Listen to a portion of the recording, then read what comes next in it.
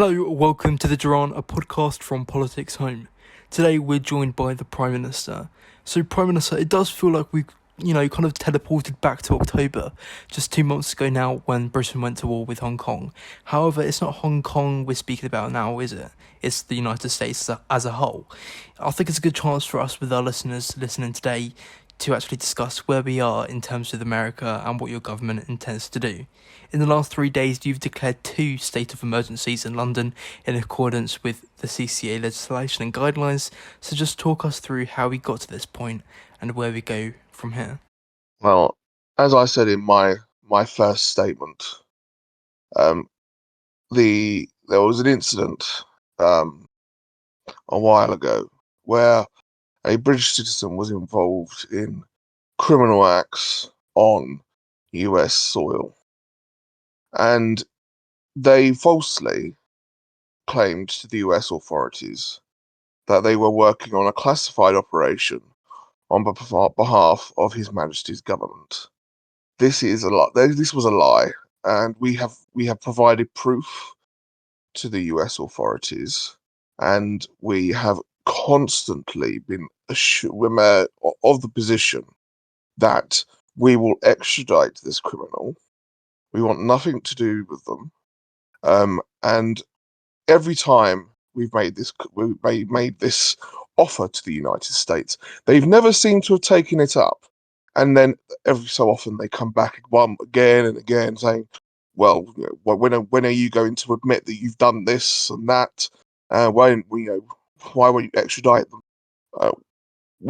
And then fast forward to a few days ago, they issued a invite to myself to visit Washington, on the guise of discussing international security.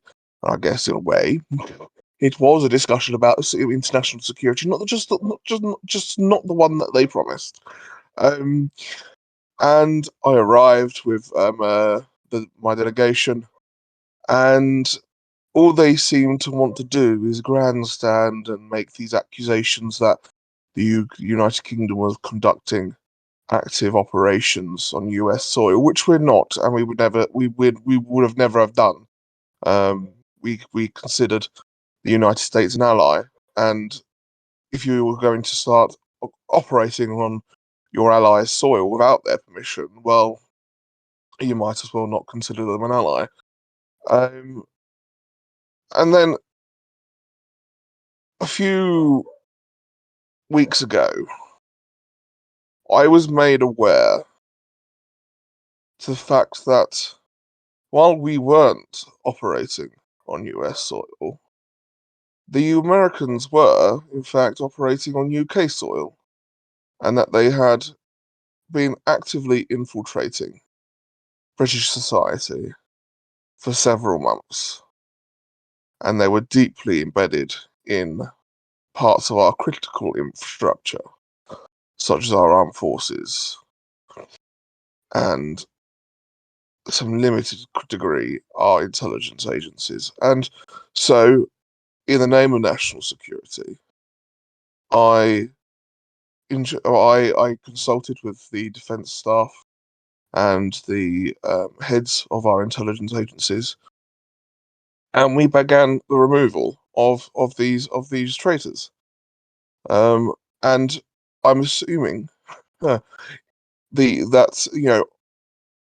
this reasoning that the UK has operated on US soil is a facade. The true reason, I believe, the United States are operating on, or are preparing to declare war, considering their incompetency, they couldn't even declare war right the first time, is because we were removing their spies from our country. So that's the real reason I believe they're declaring war, and this whole thing is truly a facade and a sham. So the other day, the Foreign Secretary publicly said that American presidents only start a war as, it's the only thing that gets them re-elected. What are your thoughts on that, and do you agree? The Americans are a fickle thing.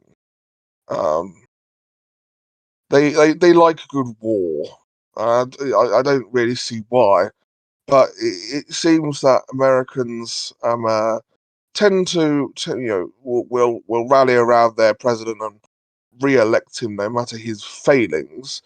If they go to war, and considering that this war has very convenient timings, um, I do quite agree that the American president is using this to get himself re-elected, and it's shameful that you're using you're abusing international peace to try and get yourself more popularity, and the United Kingdom won't stand for it.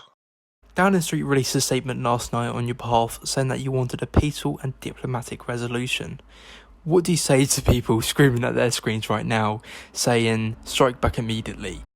I've made clear that war with the United States is going to be a difficult road. And I need to stress to the British public that war with the United States is a last resort. It will be a war unlike anything the United Kingdom has experienced before.